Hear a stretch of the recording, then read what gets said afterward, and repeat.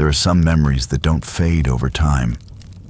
They just sit there in the back of your head, sharp as broken glass, and every once in a while you'll brush against one and feel it cut you all over again. For me, that memory is a wooden bridge in the mountains of Peru, a bridge that shouldn't exist. It must have been around mid-June a couple of years ago, and I was on a trip with my girlfriend. We're freelance videographers, a job that sounds a lot more glamorous than it is. Mostly it's living out of pelican cases, stressing about battery life, and learning to sleep on uneven ground, all while chasing that one perfect shot. This trip was supposed to be a mix of both work and vacation. A 5-day trek along the Uncascocha Trail to Machu Picchu. We'd picked it specifically because it was a quieter route, a way to see the Andes without the crowds of the main Inca Trail. And it was supposed to take us through these incredible, remote, high-elevation passes. We weren't rookies when it came to hiking. We'd done our share of backcountry trails and had our system down. But the altitude in Peru is a whole different beast. It's a constant, heavy pressure behind your eyes, a dull, pounding headache that never quite goes away, and a faint, metallic taste in the back of your throat. It makes your lungs burn with every step. And by the second day of our ascent, even the most experienced hikers in our small group were breathing heavily. The first day had been a beautiful, grueling introduction to the Andes, taking us past the stunning Perolniac waterfall and up a steep climb to our first campsite. The sheer scale of the landscape was hard to wrap your head around. The mountains were so vast and empty that they made you feel completely insignificant. Just a tiny speck in a world of silent, ancient rock.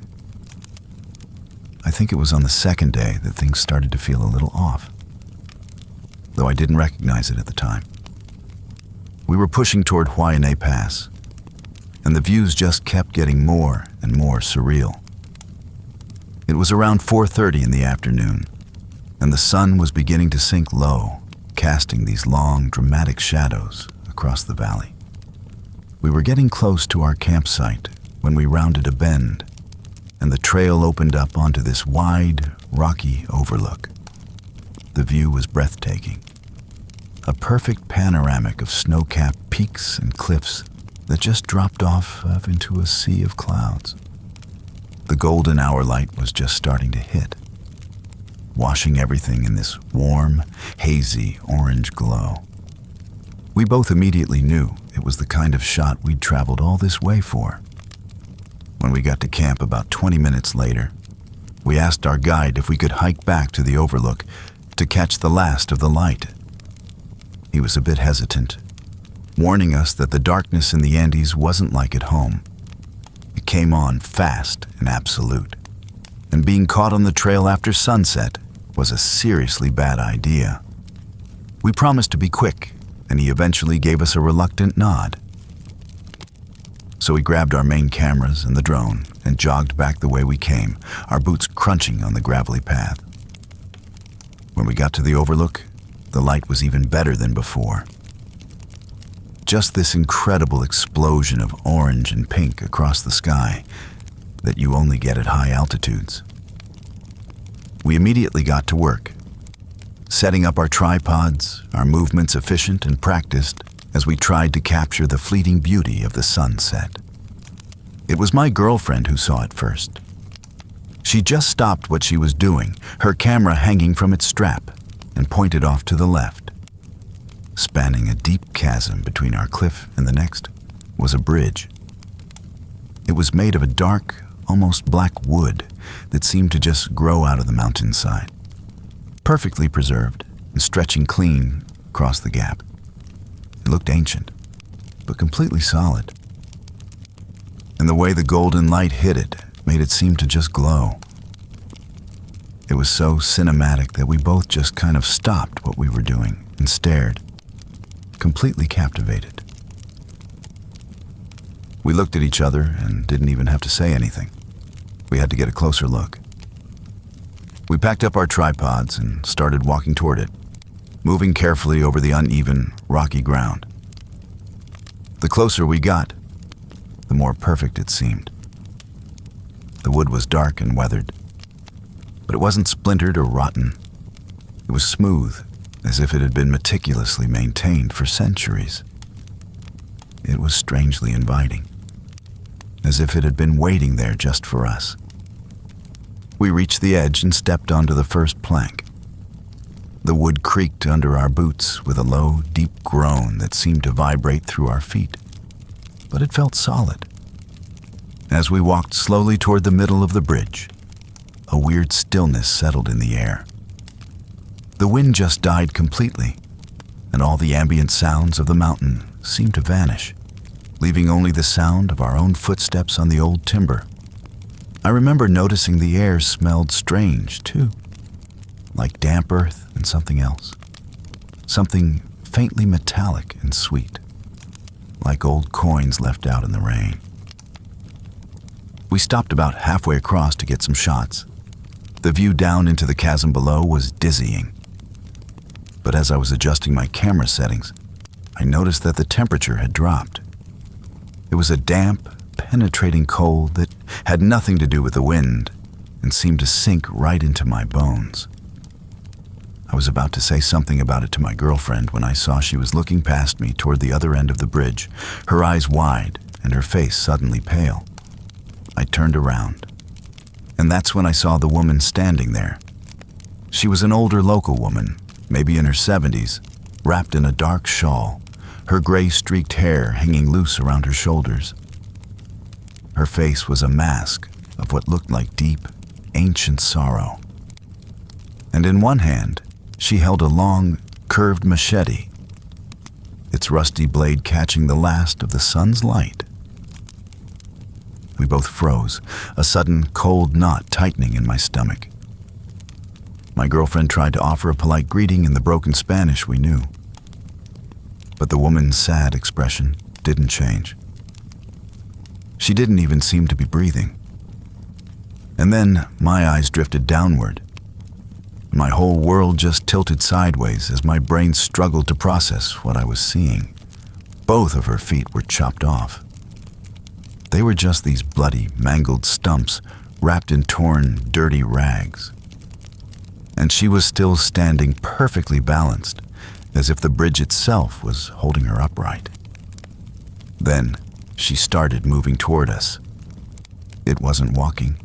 It was this horrible, lurching motion, as if her muscles were all firing at the wrong time in these stiff, unnatural spasms. With each twitch, her stumps made a wet, slapping sound on the wood that echoed in the dead silence. Then she opened her mouth and let out a scream, a thin, piercing shriek that felt like it was scraping the inside of my skull. A sound that didn't seem to echo, but felt like it was coming from inside my own head. I grabbed my girlfriend's arm, and we just ran. We scrambled back the way we came in a blind panic, fumbling with our expensive gear, our boots slipping on the old wood. The whole time, that horrible, high-pitched scream just followed us, seeming to come from every direction at once.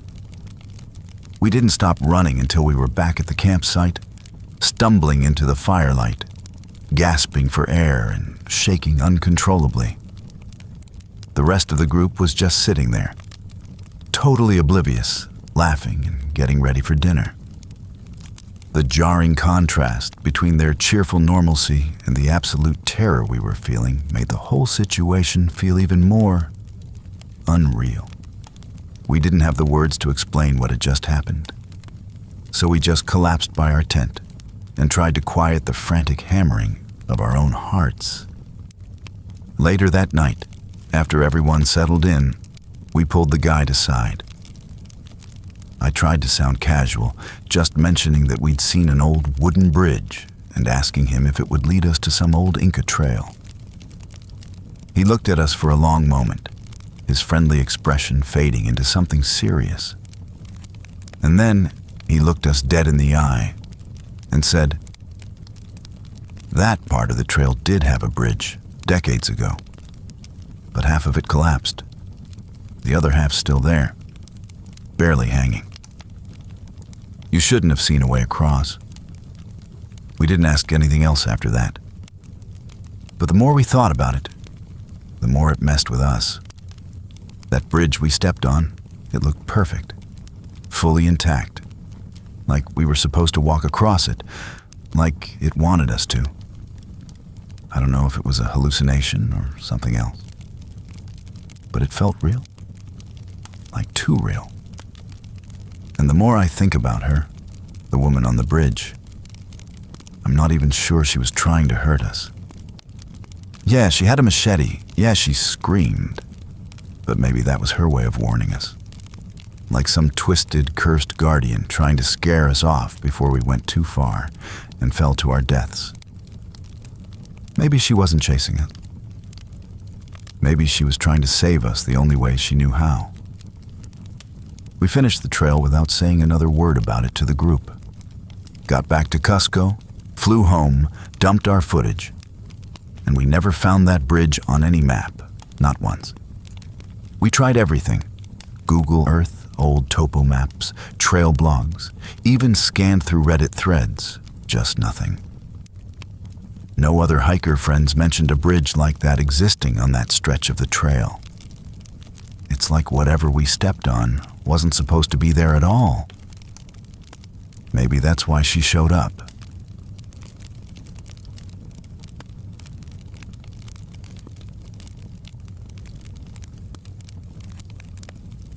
Of all the things I regret from my life, I think buying that old Polaroid camera at a thrift store is somewhere in the top 3. It's strange to think about, but I don't even take pictures anymore. Not since what happened at Dolly Sod's.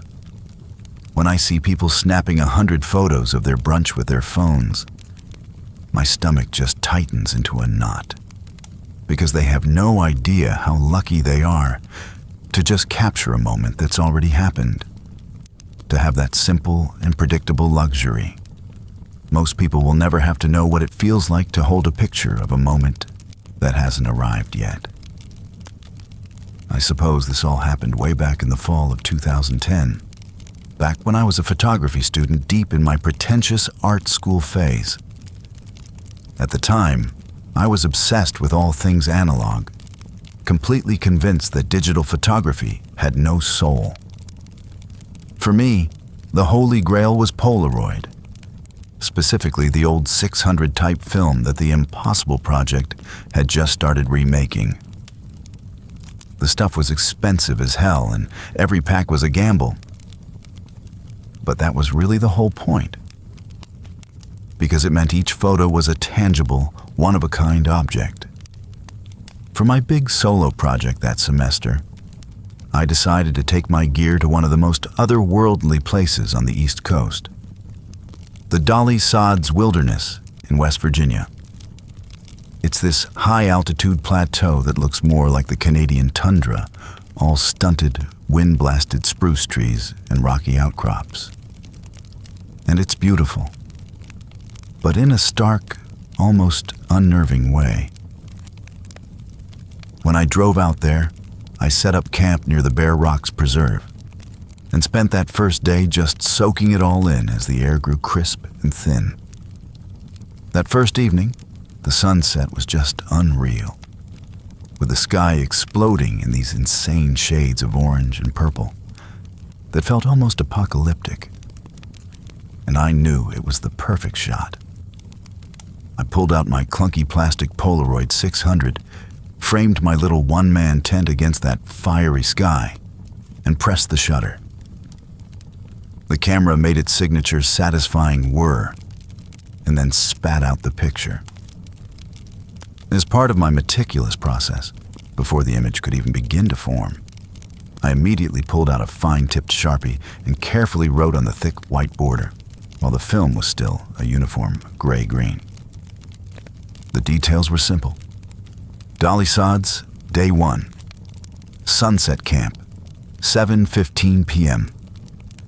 It was just a habit. I had to keep track of my exposures, a log for my art, and only then did I tuck it into the warm, dark inside pocket of my jacket to let it work its magic. It wasn't until the next morning, after a quiet breakfast, that I remembered the picture I had taken. I was excited to see how it turned out, so I pulled it from my jacket pocket, and my heart just sank. The photo was completely black, not a hint of an image or the faintest ghost of a shape. Just a glossy black void inside the white border that bore my handwriting. I knew this film was notoriously temperamental, and that sometimes an entire pack was just a dud. Feeling annoyed, but figuring it was a fluke, I tossed the useless square onto the floor of my tent and started my day. I spent hours hiking, determined to get something usable, taking a photo of some skeletal, wind-carved trees. After the click, whir, and eject, I immediately labeled it Twisted Spruces. 11:30 a.m., and stashed it carefully in my camera bag. A few hours later, I did the same for a field of red heath, following the same ritual and labeling it Rock Field. 2 p.m. That evening, back at my camp, I finally took them all out. But every single one of them, including the first sunset shot I'd retrieved from the tent floor, was still just a blank, black rectangle. The only thing visible on any of them was my own neat handwriting, documenting a moment that apparently never made it to the film. I was so pissed.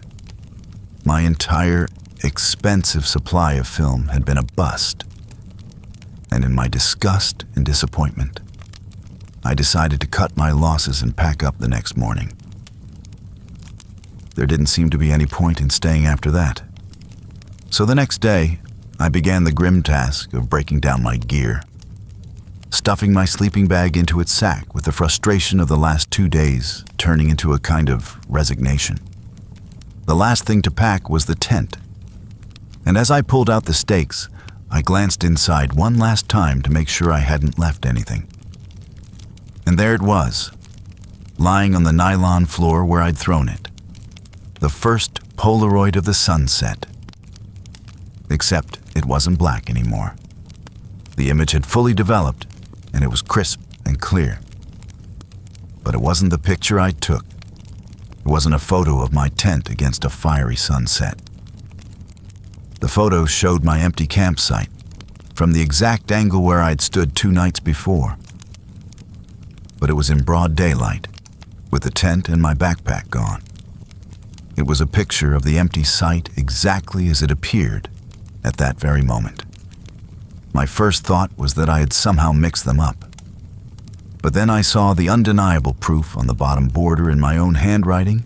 It said, Dolly Sods, Day 1, Sunset Camp, 7:15 p.m. It was the same one, the exact same physical object. A cold dread began to creep up my spine, and my hands started to tremble as I held this impossible photograph.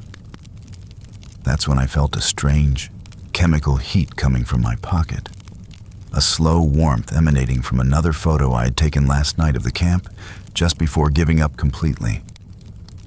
I pulled it out, and it was no longer black.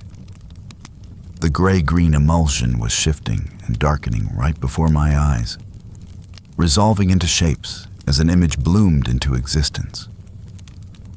And it was a picture of me, standing right where I was now in the morning light, holding the first Polaroid in one hand, with a mask of pure, dawning horror on my face. I could even see the developing image of my own handwriting on the border of the first picture I was holding. In that one horrifying moment, the truth started to click into place. The camera wasn't broken, and the film wasn't a dud. It was something else. I think these photos didn't capture the past. It was like they were waiting, refusing to develop until the real world caught up with the image on the film. They were snapshots of what was going to be.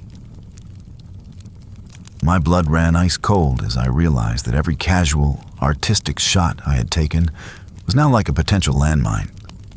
I ripped open my camera bag, my hands shaking so violently I could barely function, and pulled out the rest of them. The 7 or 8 other black, undeveloped squares.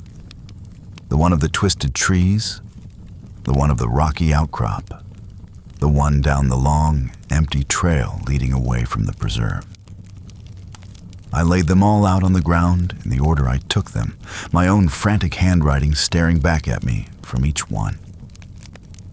It was a timeline, a perfect, unchangeable visual storyboard of my own immediate future, all neatly annotated by my past self, a sequence of moments I was now fated to walk into. I stood there, staring at those black rectangles, and I realized with a surge of sick, helpless terror that I had no idea what I was about to see develop next. I didn't know if the next image to bloom into reality would show me walking down that trail or lying at the bottom of that rocky outcrop. And the worst part, the absolute worst part, was that I knew I would have no choice but to stand there and wait. My eyes were locked on the first photo in the sequence, the one my own handwriting identified as Twisted Spruces, 11:30 a.m. I was standing there, paralyzed by the awful possibilities, when a familiar chemical heat started emanating from the glossy rectangle, a sign of life. I watched, breathless, as the blackness swirled into a murky green, and then resolved into crisp color as the image bloomed into existence. It was a shot taken from the trail, looking back at a specific, gnarled cluster of spruce trees, and walking away from those trees, with his backpack on and glancing nervously over his shoulder, was me. The photo had captured a moment just a few minutes into my panicked hike away from the campsite I had just packed up. It was a picture of my future, just barely out of reach. And that was my cue. I stuffed everything into my pack, not even bothering to be neat, and scrambled onto the trail, practically running, with the photo acting as both a map and a prophecy that scared the hell out of me, while at least pointing the way out. My mind raced as I half walked, half jogged through the alien landscape, my only goal to get back to my car and get back to a world where cause came before effect. I didn't dare look at the other photos, but I could feel them in the side pocket of my pack like a warm, cursed stack. Then I remembered the next shot in the sequence was labeled Rockfield, 2 p.m., and a jolt of pure dread went through me. I knew that spot. It was a tricky, ankle-breaking stretch of trail about 2 miles ahead where you had to watch your footing. And now, knowing what I knew, my brain screamed a single defiant word. No, I wasn't going to let some cursed photograph dictate my every move, because I wasn't a puppet. I studied my map and found another way. An old, barely marked service trail that bypassed the rock field completely. It would add a couple of miles to my hike, but it was a different path, my path. And a surge of triumphant adrenaline hit me as I thought I could beat this. For about an hour, I felt a sense of freedom as I bushwhacked my way over to the alternate trail and started moving. I was in control. The path was overgrown and difficult, but it was my choice. Then the trail started to curve back on itself, descending into a dense, boggy thicket of rhododendron that was nearly impassable. I fought my way through it for what felt like an eternity, getting scraped up and turned around, until I finally broke through into a clearing and my heart just stopped. I was standing at the edge of the rock field. The winding, difficult side path had been nothing but a big, looping detour that spit me out exactly where I didn't want to be. I had wasted an hour fighting my own destiny, only to lose. Just as I took my first hesitant step onto the rocks, I felt the heat from my pack, and the Polaroid was developing. With a feeling of complete and utter resignation, I pulled it out. The image was clarifying, and in it, I saw myself taking a clumsy step, my boots slipping on a mossy stone. I looked down from the photo to my own feet, and in a moment of horrific, slow-motion synchronicity, my boots slipped on that exact same mossy stone. My ankle twisted, and I fell hard, my hands scraping on the sharp rocks. I realized I hadn't just predicted the fall. I had probably caused it by being so terrified of the photo that I wasn't paying attention. Or maybe none of it mattered, and I was always going to fall right there at exactly 2 p.m. There was no fighting it after that. I just gave up. I limped the rest of the way with the pain in my ankle serving as a dull, throbbing reminder of my own powerlessness. The other photos developed in my pack one by one, their warmth a constant, mocking presence. But I didn't look at them. I knew what they were. Maybe pictures of me limping past a certain tree, me stopping for water at a creek, and me staring up at the empty sky, just a visual record of my miserable, scripted retreat. Finally, as I reached the trailhead, the parking lot was in sight. Only one undeveloped photo was left, the last photo I took, which was a random, throwaway shot of the main trailhead sign. I pulled it out, my hands shaking from exhaustion and fear, and watched as the final image materialized. It was me, standing by the trailhead sign, just as I was now. But in the photo, I was looking back, not toward the safety of my car, but back into the haunted, alien landscape of the sods, with an expression of such profound loss and terror that it barely looked like my own face. It was the face of a man who was leaving, but would never truly escape. When I finally made it to my car, I didn't leave right away. I just threw my pack in the back and sat in the driver's seat for a long time, the full set of developed Polaroids resting on the passenger seat beside me. A perfect, impossible narrative of the last 3 hours of my life. I knew I couldn't keep them, and I couldn't show them to anyone, because who would ever believe me? And I couldn't live with them, because they were a testament to the fact that my own choices meant nothing. In a fit of desperate, purging panic, I grabbed the stack, packed them inside a metal travel mug, flicked my lighter, and burned the photos. Driving home was a blur, and I never told anyone the full story. When my professor asked how the project went, I just told him the film was defective and the whole trip was a bust, and I ended up getting an incomplete for the semester. To this day, I can't shake the question that haunts me. Was it real? Did I truly hold a set of photos that predicted the future? Or did I suffer some kind of complete psychotic breakout there in the total isolation and silence? I know dehydration, stress, and the weird chemicals in that unstable, experimental film could all conspire to create a vivid, detailed hallucination. And it would be so much easier to believe that. It would be a comfort. But then I close my eyes, and I can still see it with perfect clarity. My own handwriting, on a photograph of a place I hadn't been yet, documenting a moment that hadn't happened. I can question my sanity, but I can't question my own handwriting, and I just don't know what to do with that.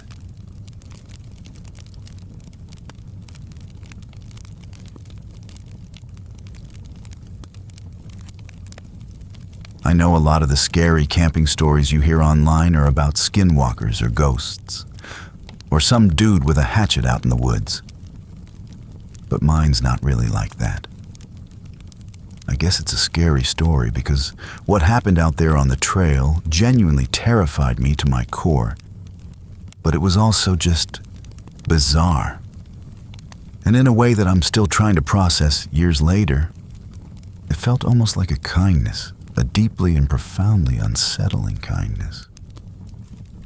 It must have been back in the fall of 2019 when this all happened.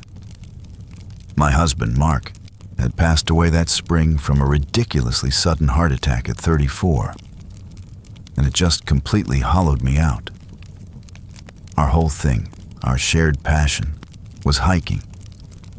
And for years, our big dream had been to thru-hike the long trail in Vermont, all 272 miles of it. We had maps of it pinned to a corkboard in our kitchen, with sections circled and little notes in the margins. After he died, I couldn't even bring myself to look at that board. But as the summer faded into a cold, lonely autumn, I felt this desperate need to connect with him somehow, to do something we were supposed to do together. I wasn't in any shape for a full thru hike, but I packed my gear for a 5-day trip on a rugged section in the Green Mountains, a part I knew he'd been especially excited about. I just felt like if I could get out there, away from the suffocating quiet of our house, I might be able to feel him with me again. To make that happen, I brought something of his favorite water bottle. It was a simple 1-liter aluminum cig bottle, faded to a dull silver from years of use. But the most important thing about it was the dent. It was this big, deep, thumb-shaped depression in the side from when he dropped it on some rocks during one of our first dates. He always used to say it made for a perfect grip. And for 8 years, my own thumb had found its home in that dent every time I took a drink from it. It was more his than his own wallet or keys, and holding it felt like holding his hand. The first day on the trail was brutal, both emotionally and physically. Every beautiful scenic overlook felt like a punch in the gut because he wasn't there to share it with me. By late afternoon, I was exhausted, clumsy from grief, and not paying enough attention.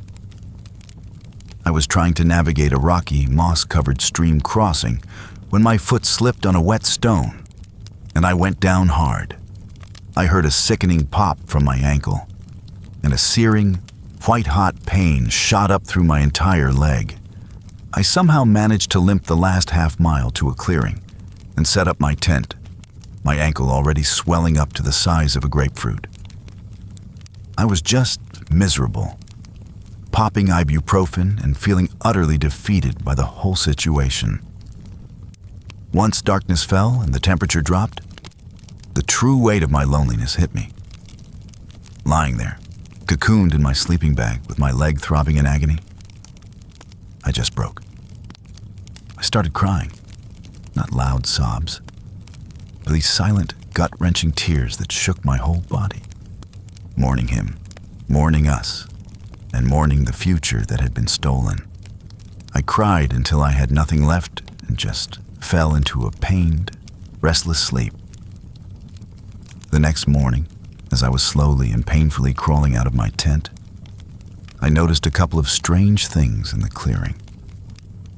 About 10 feet away, a young birch sapling that was no thicker than my wrist was bent at a severe angle. The trunk wasn't snapped, but it was sharply twisted and warped, stressed in a way I'd never seen a tree bend before, almost as if it had been sprained. And beyond it, a huge, otherwise healthy-looking maple tree had inexplicably shed every single one of its fiery autumn leaves overnight. It stood completely bare, its branches stark and skeletal against the colorful canopy of every other tree around it, looking for all the world like it had just given up. I remember thinking it was odd. A sprained tree and a grieving one. But I dismissed it as a weird fluke of wind and early frost, then promptly forgot about it as I tried to figure out how the hell I was going to hike on a busted ankle. The next couple of days were a slow, agonizing slog through the wilderness. I had to use my trekking poles as makeshift crutches, and the pain in my ankle was a constant, throbbing companion. By midday on the third day, a splitting dehydration headache had set in. A percussive, pulsing pain right behind my eyes that seemed to keep a steady, miserable rhythm. As I was trudging through a particularly silent grove of ancient hemlocks, I became aware of a sound that was perfectly in sync with the pulsing in my skull. A low, resonant beat seemed to be emanating from the forest floor itself, a dull, woody heartbeat that matched my own pain.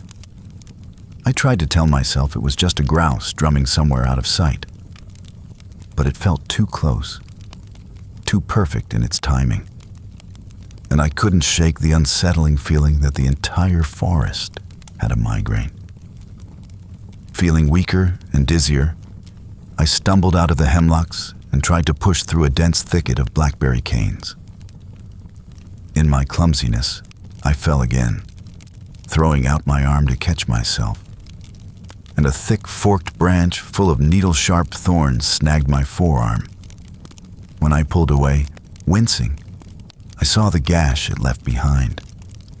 It wasn't just a simple scratch. The shape was unique, 3 distinct bloody lines. 2 short ones that met at the top, and then merged into one long, deep scratch running towards my wrist. A perfect, angry red letter Y was etched into my skin, and it stung like a son of a bitch. That night, I made camp early, feeling utterly broken as my body was now just a collection of new and spectacular pains. I cleaned and bandaged the gash on my arm as best I could, watching the blood well up from the strange wound. The woods were dead silent as darkness fell. But then I heard it, a quiet, rhythmic dripping sound coming from just outside my tent. I unzipped the flap and peered out with my headlamp, and my beam landed on the trunk of a huge sugar maple tree right beside my camp. There was a fresh split in its bark, and my heart hammered against my ribs when I saw it. It wasn't a random crack from the cold.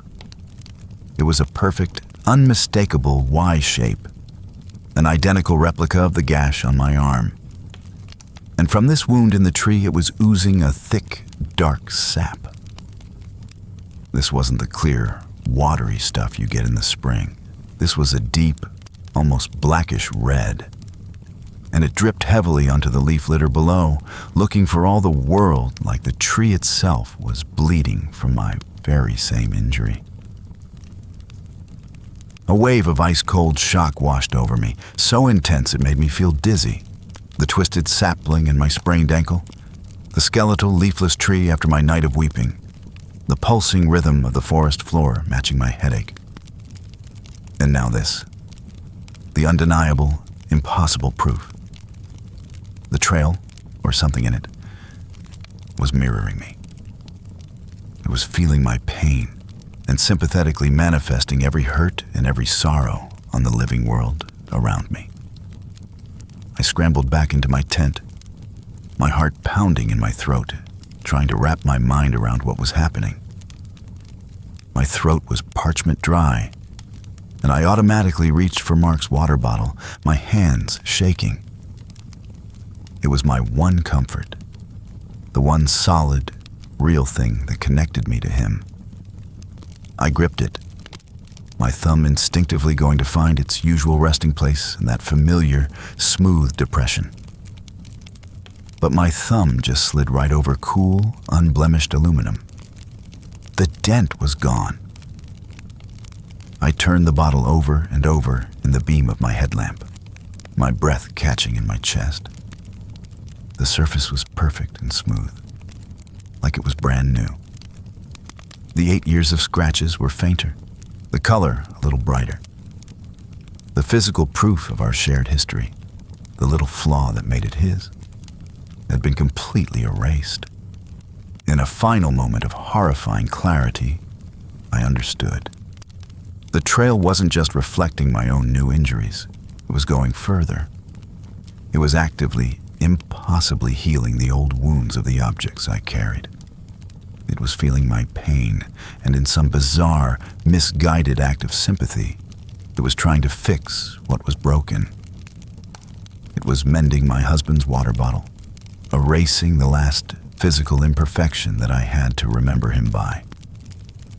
And I just sat there in the dark, holding this perfectly smooth, perfectly wrong bottle. And I started to weep. Not from pain or from fear, but because I had wanted to feel him here. And I had. The trail felt my grief, and it was trying to heal me by taking the last little pieces of him away.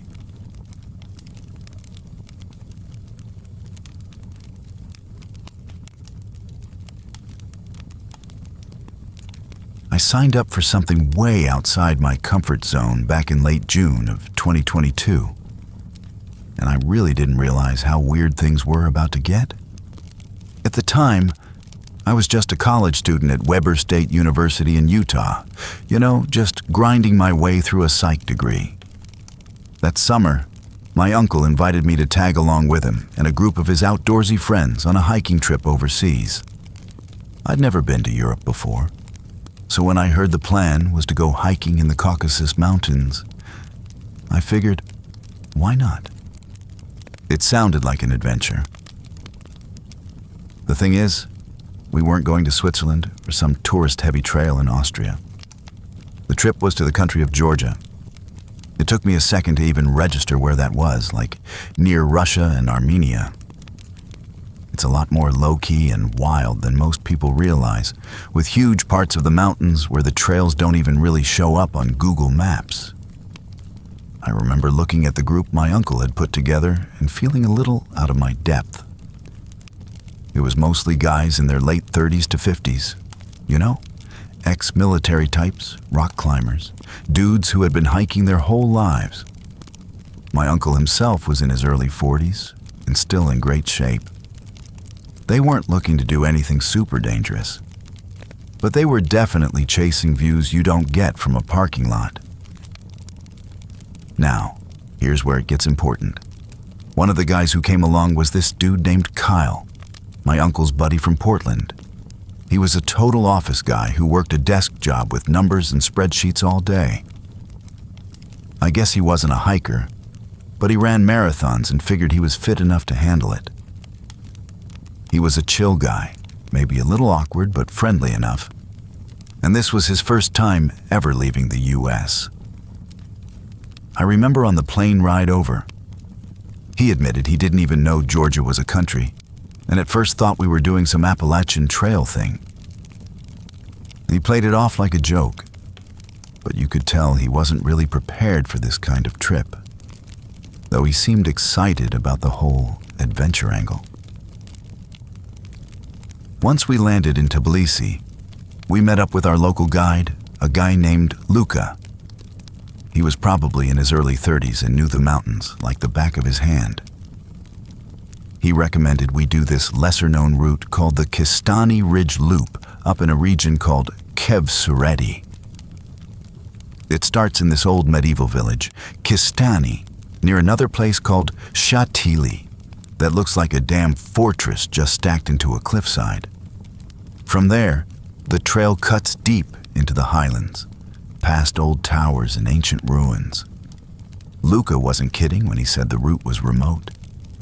There's no cell service, no villages for miles, and no room for stupid mistakes. The first couple of days on the trail went pretty smoothly. At the start, things felt deceptively simple. The hikes were brutal, sure, but the views were amazing, and there was absolutely no drama. Kyle was definitely the slowest of the group, huffing a lot and taking extra breaks on the steep parts. But he pushed through it without complaining much, which I think earned him some respect from the older guys. On the third night, we camped along a high ridge with a wide open view of the valley below. The silence out there was something else. It was so complete that it felt heavy, the kind of quiet that can really mess with your head if you're not used to it. We stayed up talking around the fire for a while, and Luca told us some of the old local legends. He talked about spirits that live in the mountains and ancient clans that mysteriously disappeared, and how the old towers in Shatili were built to guard against not just invaders, but other things they didn't really have names for.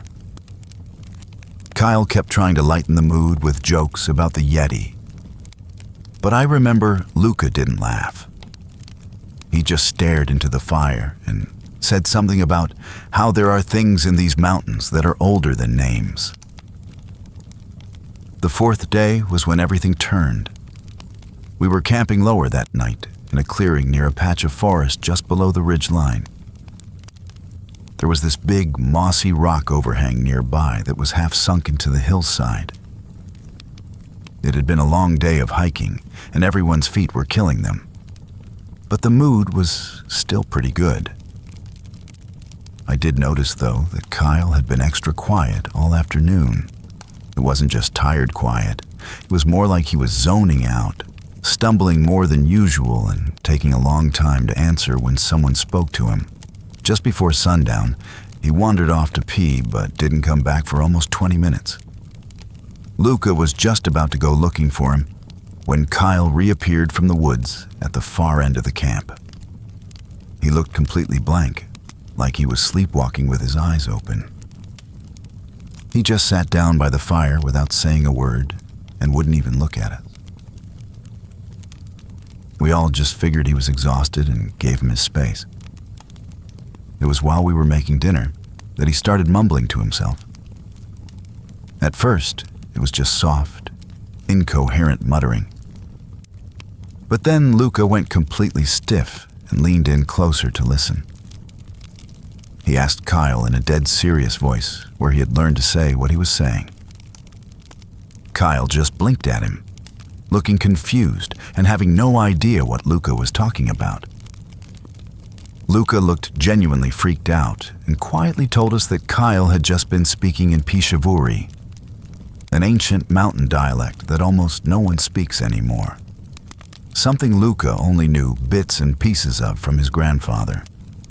He told us he was able to translate some of the phrases Kyle was saying, things like, "I found the hollow," and "I remember now," and "the stones still sleep." He said it sounded like something ceremonial and old, and that it felt wrong to keep repeating it. But then came the sleepwalking later that night. Around 1 a.m., my uncle shook me awake, telling me that Luca had woken him up in a panic because Kyle was gone from his tent. We found him about 200 feet from camp, near that same mossy overhang. He was kneeling on the ground, digging into the rocky dirt with his bare hands, just scraping and clawing at the earth like he was trying to tunnel into it. His hands were a complete mess. The skin was torn up, his fingertips were raw, and some of his nails were cracked halfway down. But he didn't seem to feel any pain at all. He just kept whispering in that same weird dialect, a low and steady recitation. Luca stopped us from grabbing him, saying we had to let him finish, and after a couple of minutes, Kyle just collapsed face down in the dirt, passed out cold.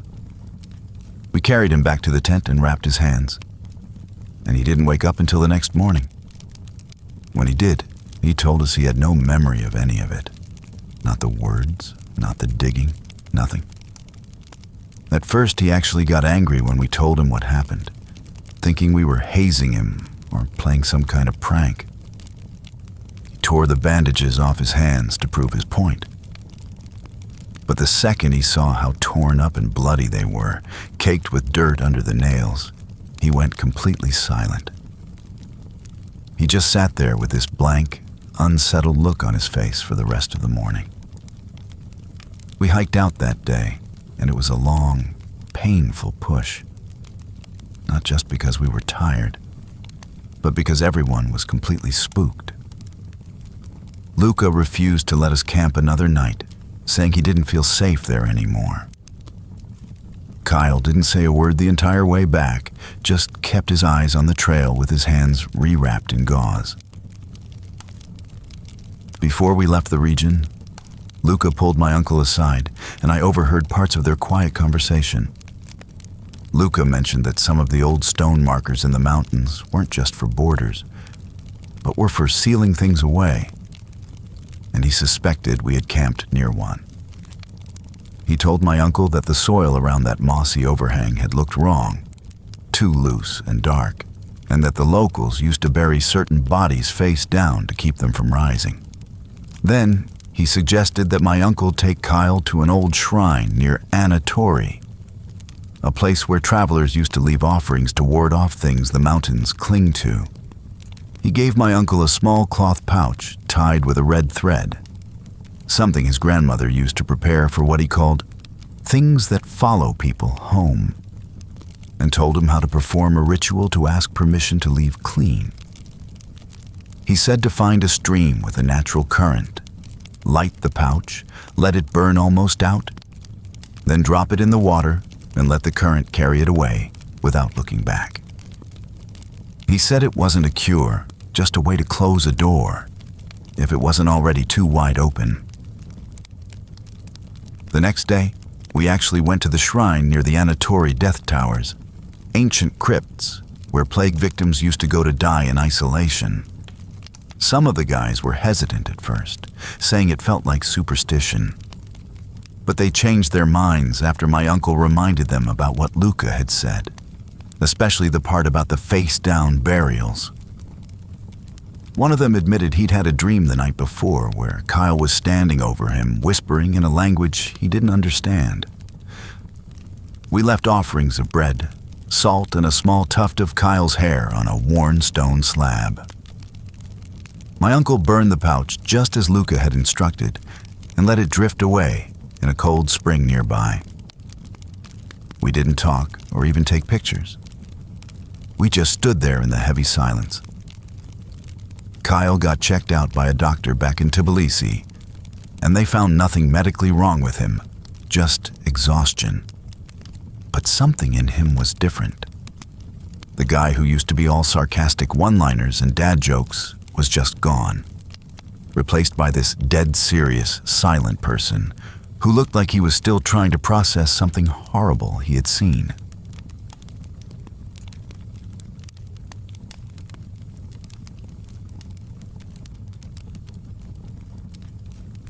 There are some stories you don't really know how to tell, because the full weight of them is something you tend to keep to yourself. I've told bits and pieces of this one, sure. My family and the cops got the sanitized, clinical version, while my therapist got the late-night, panic attack-fueled rant version. But I've never just sat down and laid it all out from start to finish. I happened to see a thread the other day asking people about the creepiest thing they'd ever found out in the wild, and I figured maybe it's time to put it out there into the void. For a podcast or whatever this ends up on, to maybe finally take some of the weight off.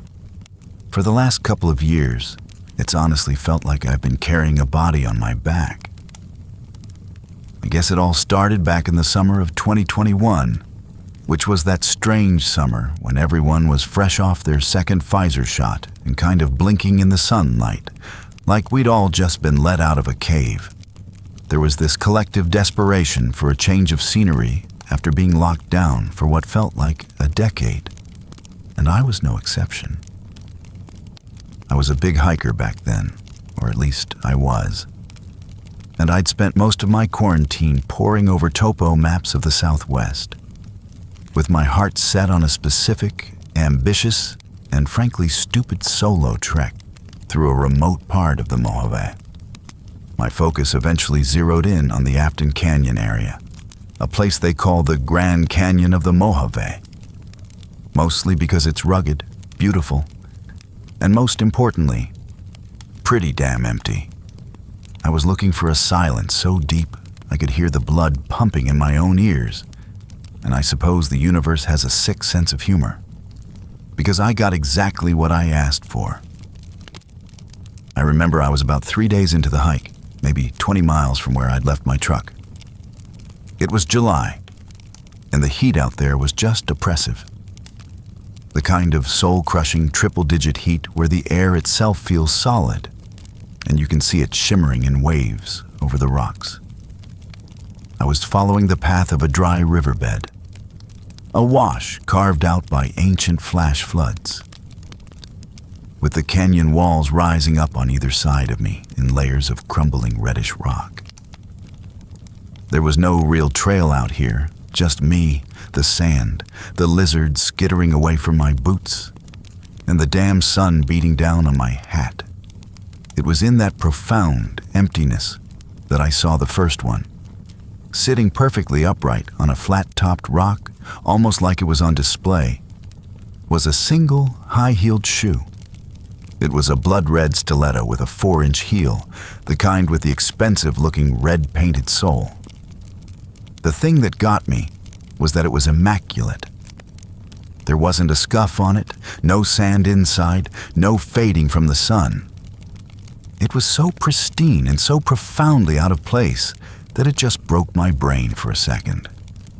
My first thought was that it had to be some kind of modern art installation, followed by the idea that maybe a bachelorette party had done something monumentally stupid out here. I shrugged, pulled out my phone to take a picture because it was just too weird not to document, figuring it would make for a funny post later. The image of that perfect red shoe kind of rattled around in my skull as I kept walking. But after an hour or so, the simple rhythm of hiking takes over. Left foot, right foot, drinks water, wipes sweat.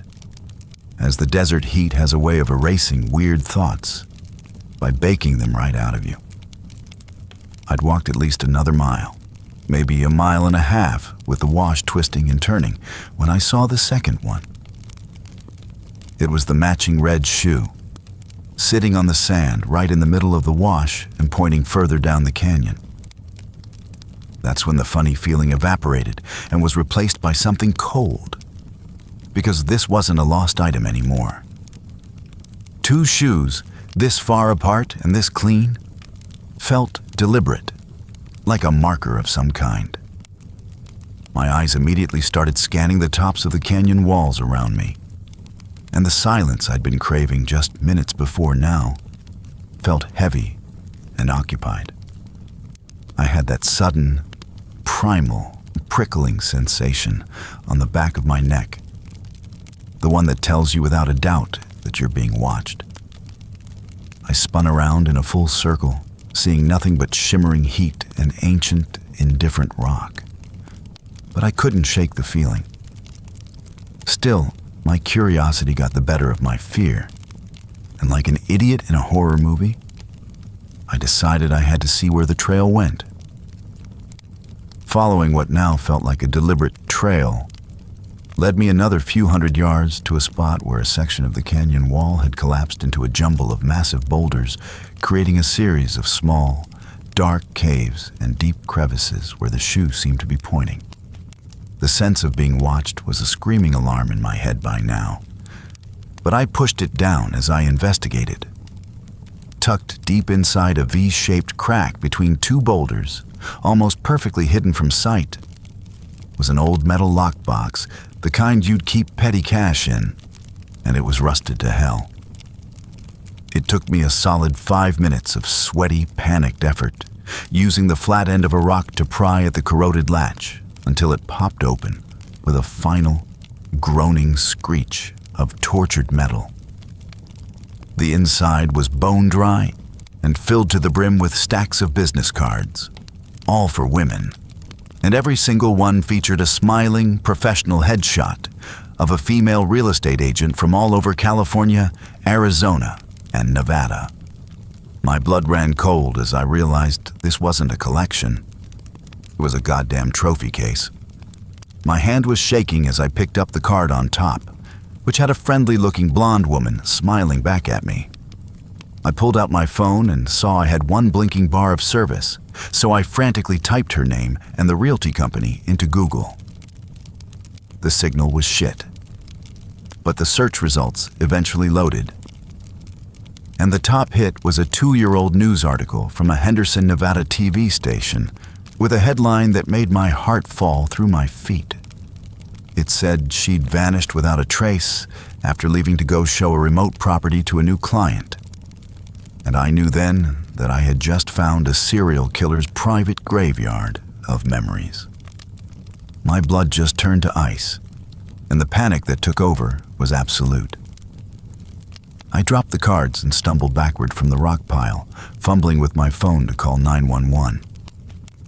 The call connected somehow, but it was so patchy and full of static that I could barely hear the operator. I was shouting into the phone, trying to explain where I was in Afton Canyon and what I had found. But I couldn't give her coordinates because my GPS was failing. Her voice was calm as she told me to describe my surroundings. But my own voice was cracking, and my brain felt like it was short-circuiting as the connection grew worse. In my frantic state, trying to move to a spot with better reception, my sweaty hand lost its grip and my phone slipped, tumbling down into the soft sand below. My first instinct was just to curse and scoop it up, the corner of the lockbox digging into my ribs as I bent down. The screen had gone black, a perfect dark mirror reflecting the harsh desert sun. I saw my own wild-eyed, terrified face staring back at me.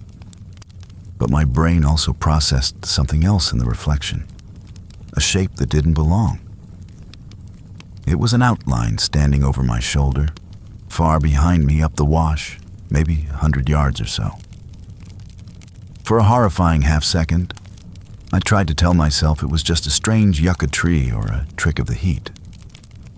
But I held my breath and forced my eyes to focus on the reflection, and the image sharpened into something unmistakable. It was a man. He was just standing there, perfectly still, watching me. And in that one heart-stopping moment, the entire logic of the day completely inverted. The shoes weren't a trail leading to the box. They couldn't be, because who would leave a trail to their most horrible secret? I understood then. They were a trail leading from the box.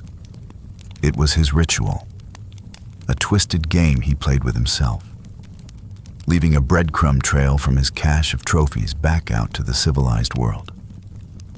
I hadn't just stumbled upon a killer's long-abandoned stash. I had found the end of his most recent pilgrimage. I had walked right into his sanctuary just as he was leaving it. And the man who had been patiently watching me retrace his steps now knew that his secret was out.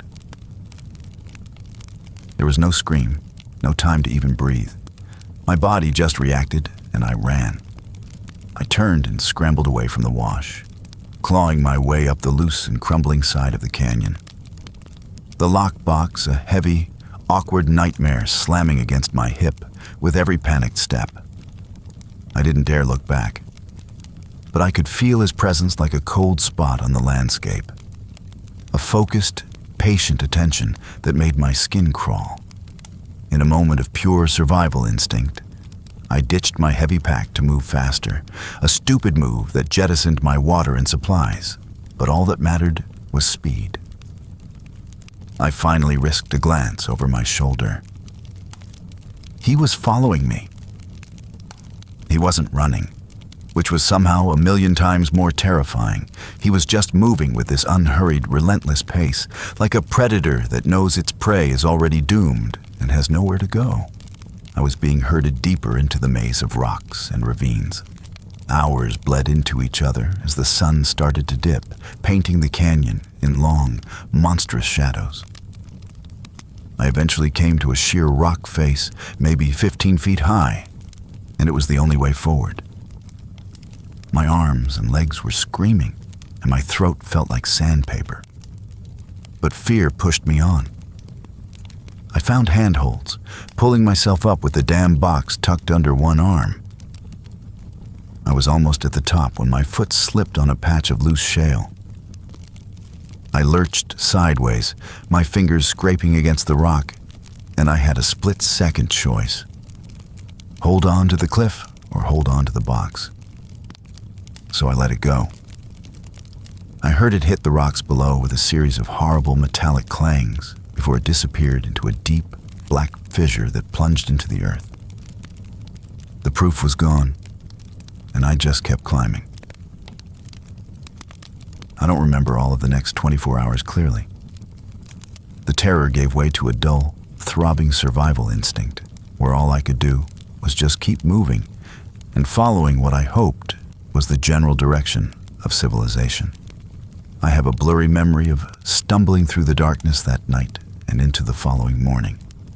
The thirst so profound that my tongue felt swollen in my mouth after I chewed on a bitter cactus pad just for the moisture.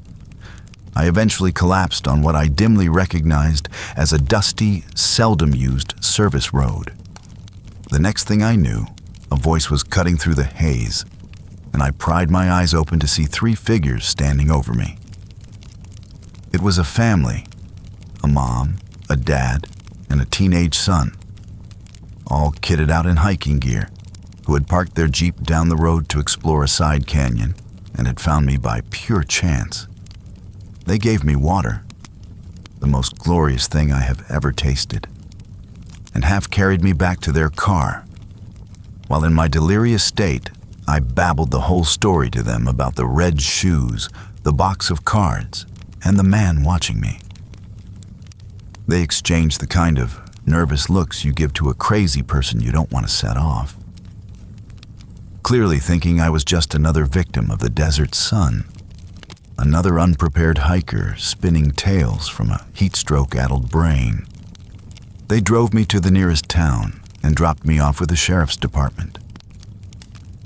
The deputies took my statement, but you could tell they didn't really buy it either. My story sounded insane, and the family who found me could only confirm that I was severely disoriented and dehydrated. A deputy eventually drove out to the general area I described for what he called a cursory look around, and he found my discarded backpack. But that was it. He reported no red shoes, no footprints other than my own, and no lockbox, and they sure as hell weren't going to rappel into every random fissure in the Mojave based on the ravings of a guy who almost died of heat stroke. The official report cites exposure and dehydration, causing severe hallucinations, and the case was closed. But I know what I saw, and I know he was there. He must have doubled back after I escaped, then collected the red shoes. Maybe he waited until everything was quiet before he went back to that cliffside and somehow retrieved his box of horrors from the dark. He cleaned it all up and wiped the slate clean, except for one thing. I saw his face. It may not have been clearly, but I saw him and he saw me, so he knows that I know. And sometimes late at night, when the house is quiet, I feel it again. That cold and prickling sensation on the back of my neck. And I can't help but wonder if he ever gets the urge to retrace his steps again. Not from his trophies out to civilization, but right to my front door.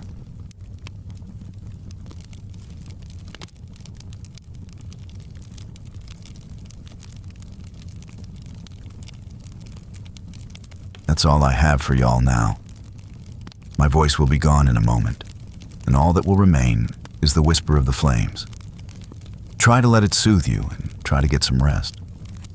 Just be sure your doors are locked. Until next time.